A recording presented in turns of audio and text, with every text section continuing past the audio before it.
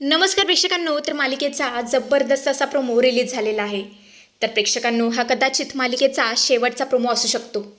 कारण या आठवड्यामध्ये तुम्ही बघू शकता सगळं किती फास्ट घडतंय. नाही म्हणजे सायलीला सत्य कळालं, आता अर्जुनला सुद्धा कळालंय आणि आता घरच्यांना सुद्धा कळणार आहे.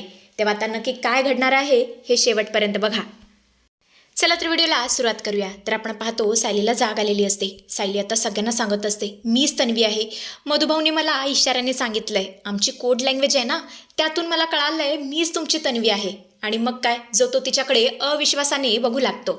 रविराज तर इतके चिडलेले असतात. ते बोलतात, सायली अगं बास कर, आमच्या भावनांशी असं खेळू नकोस, आमच्या भावनांचा असा बाजार मांडू नकोस. अगं प्रतिमा, तू तरी सायलीला बोल, या बाबतीत चेष्टा केलेली मला चालणार नाही.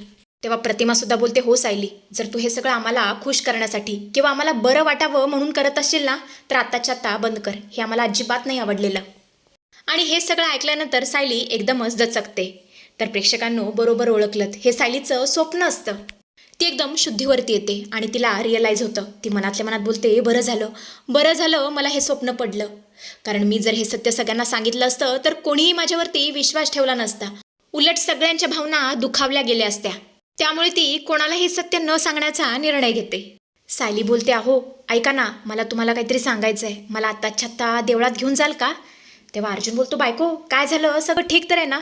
तेव्हा सायली बोलते, प्लीज मला देवळात घेऊन चला. माझं मन ना फार अस्वस्थ झालं आहे, मला फार भीती वाटते. सध्या मला डॉक्टरांची नाही तर देवाची गरज आहे. मला माझं मन शांत करण्याची गरज आहे. तुम्ही मला घेऊन जाल ना? तेव्हा अर्जुन बोलतो, ठीक आहे बायको, चल आपण जाऊया. अर्जुन आता सायलीला घेऊन मंदिरात आलेला असतो. तो गाडी पार करत असतो. तेवढं तर सायली धावत पळत मंदिरात येते आणि मंदिराची घंटा वाजवू लागते आणि बोलते, देवा, अरे देवा, हे सगळं काय चाललंय? मला माहिती आहे मीच तन्वी आहे, पण घरच्यांना मी हे सगळं प्रूफ नाही करू शकत आहे.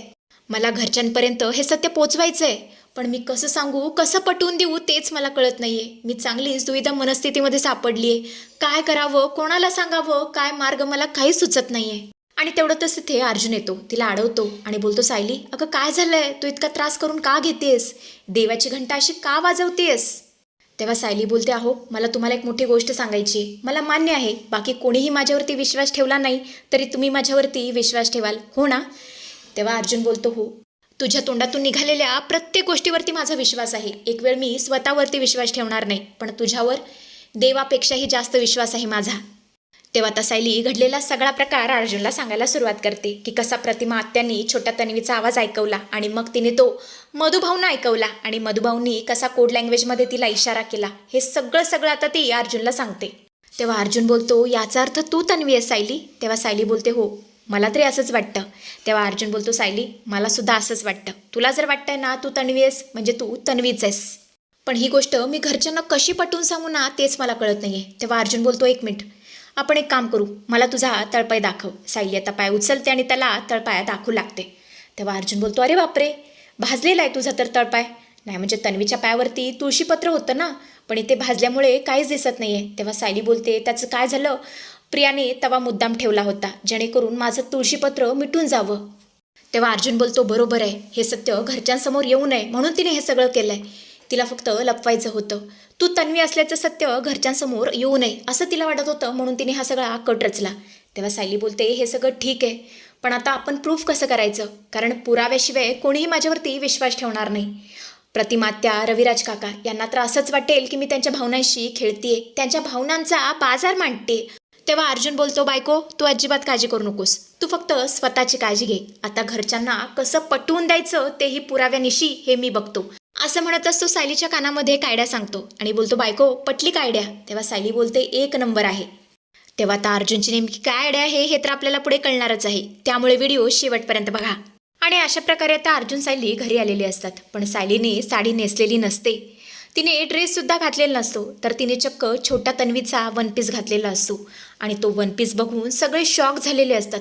सगळेच आता सायली अर्जुनकडे एकटक बघू लागतात. कल्पनातलं तर काही समजायला मार्ग नसतो. ती बोलते, अर्जुन सायली हा सगळा काय प्रकार आहे? आणि सायली तू तर वन पीस कधीच घालत नाहीस, मग तू तन्वीसारखा वन पीस का घातलायस? नाही म्हणजे तुला छोटे छोटे कपडे घालायला आवडत नाहीत ना म्हणून? म्हणजे आमचा काही प्रॉब्लेम नाही आहे, तू घातलास तरीही चालेल, पण तुला ऑकवर्ड वाटते ना म्हणून विचारलं.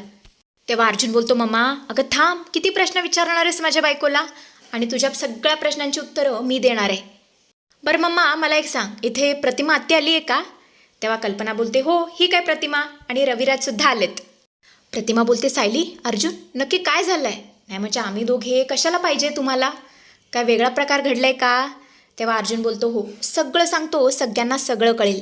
पण प्रेक्षकांनो त्यांच्याबरोबर एक डॉक्टरसुद्धा असतो. तो सुद्धा आता घरामध्ये प्रवेश करतो. सर्वांच्या नजरा त्याच्याकडे वळतात. कल्पनाला तर काहीच कळत नसतं.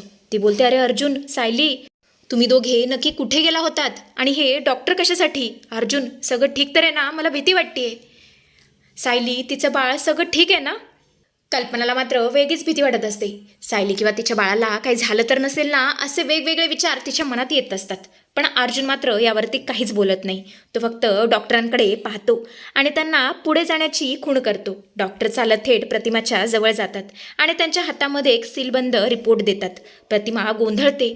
तो रिपोर्ट हातात घेते आणि बोलते डॉक्टर हा कसला रिपोर्ट आहे? कोणाचा रिपोर्ट आहे? सायलीचा का? सायली ठीक आहे ना? सायलीचं बाळ तर ठीक आहे ना? डॉक्टर काहीतरी बोला, मला भीती वाटते. प्लीज असं शांत राहू नका, जे काय असेल ते सांगा. तेव्हा अर्जुन बोलतो हो प्रतिमात्या अहो जरा शांत व्हा, चिल व्हा. तुम्ही किती घाबरलाय? अहो घाबरण्यासारखं काहीच नाही आहे, उलट आनंदाची बातमी आहे. तुम्ही एक काम करा, एकदम शांत व्हा, डीप ब्रेथिंग करा आणि तो रिपोर्ट आहे ना तो वाचा, म्हणजे तुम्हाला सगळं कळेल. प्रतिमा तो रिपोर्ट वाचते पण तिला काही समजायला मार्ग नसतो. अर्जुन आता पुढे बोलतो डॉक्टर तुम्हीच सांगा सर्वांना की सत्य काय आहे ते. सगळेजण श्वास रोखून डॉक्टरांकडे बघत असतात. डॉक्टर आता शांतपणे बोलतात प्रतिमा मॅडम हा तुमचा आणि सायलीचा DNA रिपोर्ट आहे आणि सर्वात महत्त्वाची गोष्ट म्हणजे तो रिपोर्ट 100% मॅच झालाय. हे ऐकताच पूर्ण घरामध्ये शांतता पसरते.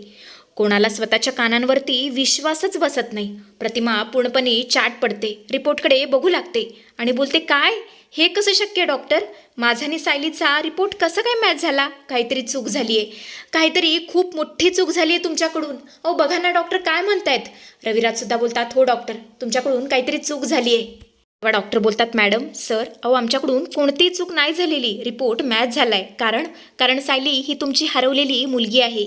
सायलीच तुमची खरी तन्वी आहे. हा शब्द कानावरती पडताच कल्पना पूर्णपणे बावरते. तिच्या हातातून पाण्याचा ग्लास खाली पडतो.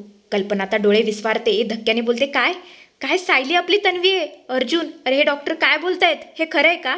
तेव्हा अर्जुन डोळ्यात पाणी आणतो आणि बोलतो हो हो मॉम हे सत्य आहे. ज्या तन्वीला आपण इतके वर शोधत होतो ती दुसरी तिसरी कोणी नसून आपली सायलीच आहे.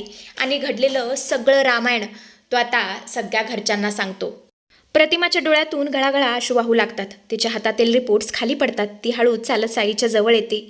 सायलीच्याही डोळ्यात आता पाणी आलेलं असतं. प्रतिमा रडत रडत थरथरत्या हाताने सायलीच्या चेहऱ्याला स्पर्श करते आणि बोलते माझं बाळ, माझी तन्वी, इतके वर्ष तू माझ्या डोळ्यासमोर होतीस पण मला ओळखता आलं नाही. असं म्हणत प्रतिमा आता सायलीला घट्ट अशी मिठी मारते. दोघी एकमेकांना मिठी मारून ढसाढसा रडू लागतात.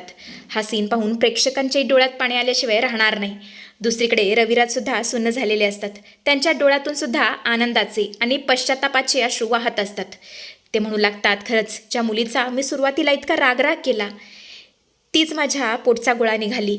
रविराज म्हणत असतात सायली मला माफ कर बाळा तन्वी, तुझ्या बाबाला माफ करशील ना?